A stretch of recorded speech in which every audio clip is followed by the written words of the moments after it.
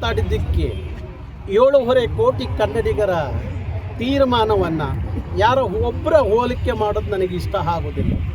7.5 ಕೋಟಿ ಭುವನೇಶ್ವರಿ ಒಪ್ಕೊಂಡಿರುವಾಗ ಯಾರೋ ಒಪ್ಕೊಳ್ಳೋದಿಲ್ಲ ಅನ್ನೋದಕ್ಕೆ ನಾನು ಯಾಕೆ ಆ 7.5 ಕೋಟಿ ಜನರಿಗೆ ಅವ್ರನ್ನ ಹೋಲಿಕೆ ಮಾಡಬೇಕು? ಹಾಗಾಗಿ ಅದನ್ನು ತಿರಸ್ಕಾರ ಮಾಡ್ತೀನಿ ಅವರ ಹೇಳಿಕೆಯನ್ನು. ಇಲ್ಲ, ನಾನು ನೋಡಿ ಅವ್ರವ್ರಿಗೆ ಬಿಟ್ಟ ಸಂಪುದ್ರಾಯ ಅದು. ಇದು ದಸರಾ ಉದ್ಘಾಟನೆ ಮಾಡೋಕ್ಕೆ ಹೋಗೋರಿಗೆ ನೀವು ಕುಂಕುಮ ಬಳೆ ಹಾಕ್ಕೊಂಡೇ ಹೋಗಬೇಕು ಅನ್ನೋದು ನಾನು ಹೇಳಲಿಕ್ಕೆ ಹೋಗೋದಿಲ್ಲ. ಆದರೆ ಯಾವುದೇ ಧರ್ಮದವರು ಮತ್ತೊಂದು ಧರ್ಮವನ್ನು ಗೌರವಿಸಿದಾಗ, ಅದನ್ನು ಅರ್ಥ ಮಾಡಿಕೊಂಡಾಗ ಅವರಿಗೆ ಅದರ ಗೌರವ ಹೆಚ್ಚುತ್ತೆ ಅಂತ ಅಂದ್ಕೊಂಡಿದ್ದೀನಿ. ಹಾಗಾಗಿ ಸುಮ್ಮನೆ ಬಾಯಿ ಬಂದಂಗೆ ಹೇಳಿಕೆಗಳನ್ನು ಕೊಡೋದು ಬಿಟ್ಟು, ದಸರಾ ಹಿಂದೂಗಳ ಆರಾಧನೆ, ದಸರಾ ಹಿಂದೂಗಳು ನಡೆಸ್ಕೊಂಬಂದಂಥ ಸಂಪ್ರದಾಯ, ಅದರ ಮುಖಾಂತರವೇ ಈ ವರ್ಷದ ದಸರಾವು ನಡೆಯುತ್ತೆ ಅಂತ ಅಂದ್ಕೊಂಡಿದ್ದೀನಿ. ದಸರಾವನ್ನು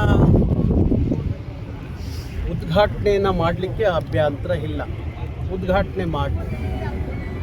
ಆದರೆ ಇಲ್ಲಿವರೆಗೂ ಏನು ಸಂಪ್ರದಾಯ ನಡ್ಕೊಂಡು ಬಂದಿದೆಯೋ ಆ ಸಂಪ್ರದಾಯದ ಮುಖಾಂತರವೇ ದಸರಾ ಉದ್ಘಾಟನೆ ಆಗಬೇಕು ಹೊರತು ನನಗೆ ಅದು ಸಂಬಂಧವಿಲ್ಲ ಅನ್ನೋ ರೀತಿಯಲ್ಲಿ ನಾವು ಏನೆಲ್ಲ ಹೇಳಿಕೆಗಳನ್ನ ಕೊಡೋದನ್ನ ಮೊದಲು ನಿಲ್ಲಿಸಬೇಕಾಗತ್ತೆ.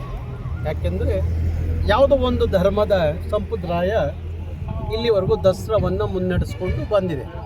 ಅದೇ ಸಂಪ್ರದಾಯದ ಪ್ರಕಾರವೇ ದಸರಾ ಉದ್ಘಾಟನೆ ಆಗಬೇಕು ಹೊರತು ನಿಮ್ಮ ರಾಜಕೀಯ ತೆವಲಿಗಾಗಲಿ, ನಿಮ್ಮ ಸ್ವಂತ ಆಲೋಚನೆಗಳಿಗಾಗಲಿ, ನಾನು ಹೀಗೆ ದಸರಾವನ್ನು ಉದ್ಘಾಟನೆ ಮಾಡ್ತೀನಿ, ಹೀಗೆ ನಾನು ನಡ್ಕೋತೀನಿ ಅನ್ನೋದು ಅದು ಸರಿಯಾದ ಕ್ರಮ ಅಲ್ಲ.